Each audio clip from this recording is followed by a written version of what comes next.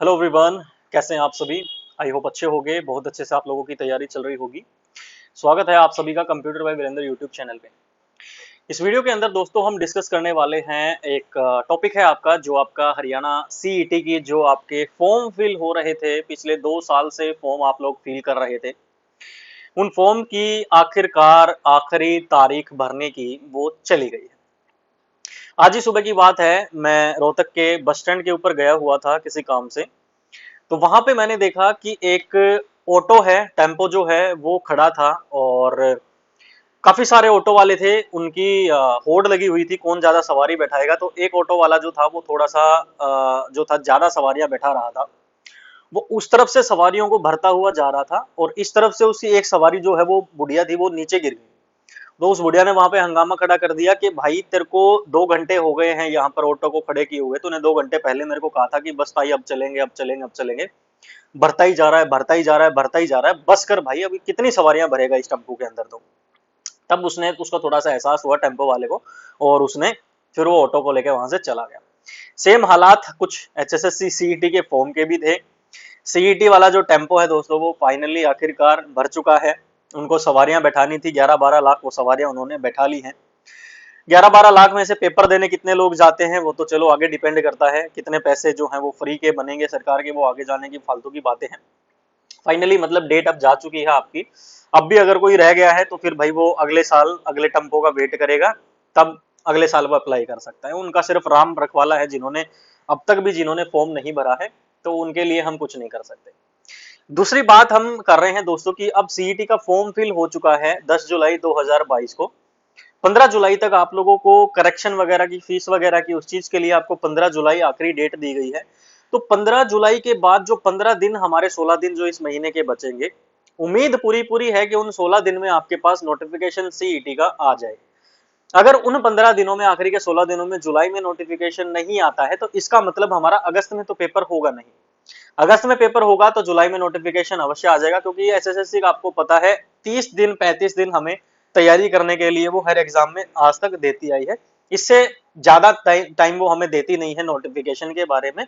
तो 30 दिन पहले, अगर अगस्त के आखिरी सप्ताह में एग्जाम है, तो जुलाई के आखिरी सप्ताह या 20 से 30 जुलाई के बीच आपको नोटिफिकेशन देखने को मिलेगा। अगर अगस्त में पेपर नहीं है, पेपर अगर सितंबर में है, तो आपको नोटिफिकेशन जो है वो अगस्त में देखने को मिल जाएगा, अगर आपका सितंबर में एग्जाम है। ऐसे ही अक्टूबर में एग्जाम है तो आपको सितंबर के स्टार्टिंग में नोटिफिकेशन देखने को मिल जाएगा।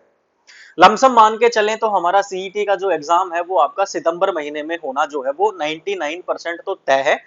1-2% ऊपर नीचे हो सकता है। जैसे आज ही एक नई खबर आई है कि Haryana HSSC staff selection commission के अंदर जो आपके सेक्रेटरी हैं, जो आपकी सेक्रेटरी थी, अब वो बदल गई है। नए सेक्रेटरी आपके जो है वो पदभार संभालने वाले हैं, तो कुछ रूल्स रेगुलेशंस में भी वो अपने हिसाब से कुछ चेंजमेंट उसके अंदर करें, तो शायद हमें कुछ नया या कुछ अलग या फिर चेंजेस जो है वो सीईटी के अंदर देखने को आने वाले समय में मिल सकते हैं। ऐसा होता है, जब भी किसी पोजीशन पर कोई नया इंसान आता है, बैठता है, तो वो अपने हिसाब से चीजों को मैनेज करने की कोशिश करता है। ऐसा हमें देखने को चेंजेस जो हैं वो और ज्यादा देखने को मिल सकते हैं आने वाले टाइम में। एचएसएससी सीईटी में शायद, पक्का नहीं है, शायद देखने को मिल जाए। ये तो हो गई एग्जाम डेट की बात। अब कुछ स्टूडेंट ऐसे होंगे जो अभी जागेंगे, अब उनकी आंखें खुलेंगी, अब क्या पढ़ें कुछ नहीं पता, हबड़े बबड़े हो जाएंगे, यहाँ वहां से कोर्स खरीदेंगे, यहाँ वहां ढेरों सारी किताबें इकट्ठी कर लेंगे, और आखिरी में वो सोचेंगे कि हम पता नहीं क्या कर देंगे। तो जिन स्टूडेंट्स ने शुरुआत से तैयारी करी है, 2021 जब हमारा ग्राम सचिव का पेपर कैंसिल हुआ था, तब से जिन्होंने अभी तक तैयारी करी है, उन स्टूडेंट को तो मैं सिर्फ ये बोलना चाहूंगा कि दोस्तों, भाइयों और बहनों, आप सिर्फ और सिर्फ अब ज्यादा से ज्यादा जितना हो सके मॉक टेस्ट की प्रैक्टिस कीजिए। हरियाणा के अंदर पिछले जितने भी एग्जाम्स हुए हैं, उनके अंदर मैथ के, रीजनिंग के, इंग्लिश, हिंदी, हरियाणा जीके के जो क्वेश्चंस आए हैं, कंप्यूटर के, साइंस के, उन सभी क्वेश्चंस की ज्यादा से ज्यादा प्रैक्टिस कीजिए। कोई भी ऐसी बुक खरीद लीजिए जिसके अंदर प्रीवियस ईयर हरियाणा के एग्जाम्स दिए गए हो, मॉक टेस्ट दिए गए हो, उनको आप लगा सकते हैं। कोई भी ऑनलाइन प्लेटफॉर्म जिस जो आपको अच्छा लगे, जिस जहां के टेस्ट आपको आप अच्छे से कर पा रहे हैं, स्टेटमेंट आपको समझ में आ रही है, वो कोई भी मॉक टेस्ट आप खरीद सकते हैं। बट कोशिश कीजिए इन आखिरी के 30-40 दिन जितने भी आपके पास बचे हैं, आप रोजाना कम से कम एक मॉक टेस्ट लगाएं ही लगाएं।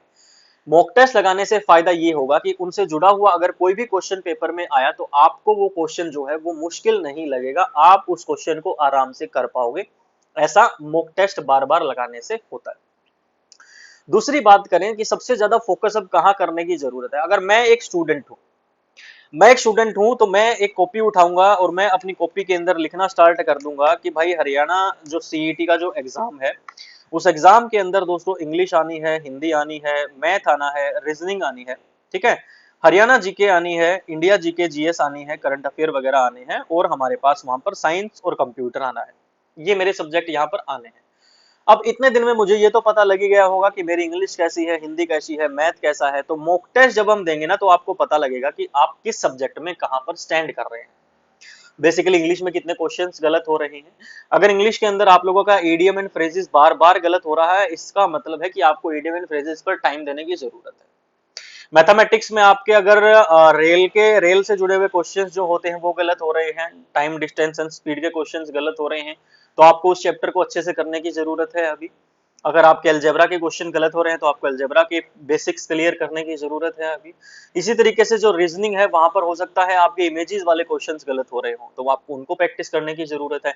आपके घड़ी संबंधित क्वेश्चंस गलत हो रहे हैं, कैलेंडर संबंधित क्वेश्चंस गलत हो रहे हैं, तो आपको उसकी प्रैक्टिस करने की जरूरत है। इसी तरीके से जीके में हिस्ट्री के क्वेश्चंस गलत हो रहे हैं तो हिस्ट्री पढ़ने की जरूरत है। पॉलिटिक्स के गलत हो रहे हैं तो पॉलिटी पढ़ने की जरूरत है। कंप्यूटर के अंदर मेमोरी के क्वेश्चंस गलत हो रहे हैं तो मेमोरी के कॉन्सेप्ट को क्लियर कीजिए। Computer with Virendra YouTube channel के ऊपर प्लेलिस्ट है, अलग से बनाई हुई है 96 वीडियोस की, उसको फॉलो कीजिए। उसके अंदर सारे टॉपिक्स हमने बेस्ट तरीके से किए हुए हैं। तो ये फायदा होगा जब आप मॉक टेस्ट लगाते हो ना, मॉक टेस्ट अटेम्प्ट करते हो, तो आपको पता लगता है कि आप कहां पर स्टैंड करते हो, किस सब्जेक्ट के अंदर आपको किस टॉपिक के अंदर अब ज्यादा समय देने की जरूरत है। क्योंकि ये आखिरी समय जो होता है किसी भी एग्जाम के लिए दोस्तों, ये काफी क्रूशियल समय होता है, काफी इंपॉर्टेंट समय होता है।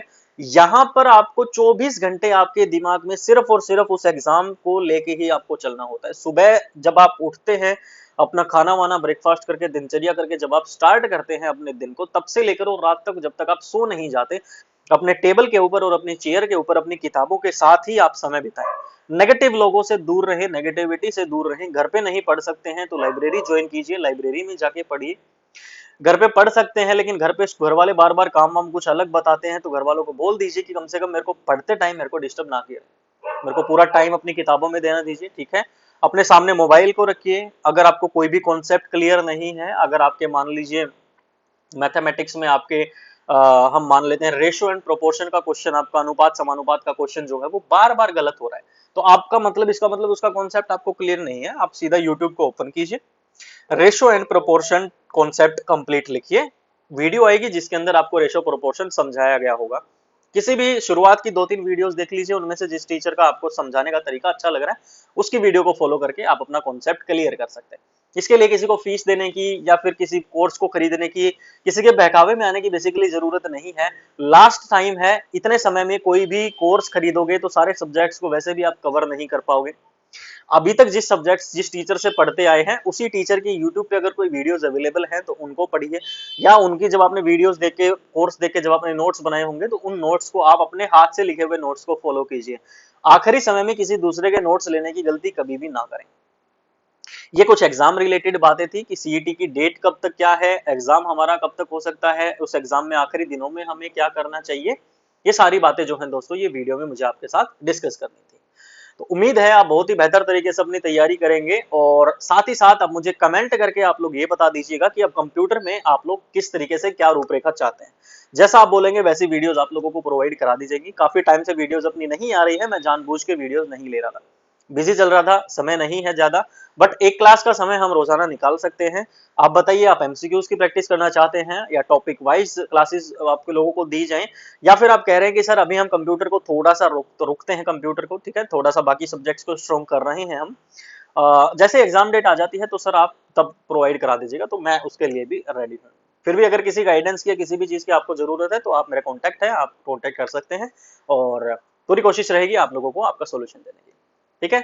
तो एक बार फिर से दोस्तों, टेम्पो में जो बैठ गया है वो पेपर में जाएगा, जो सवारी नहीं बैठ पाई है वो अगले साल का वेट करें। Thank you so much, take care, bye bye.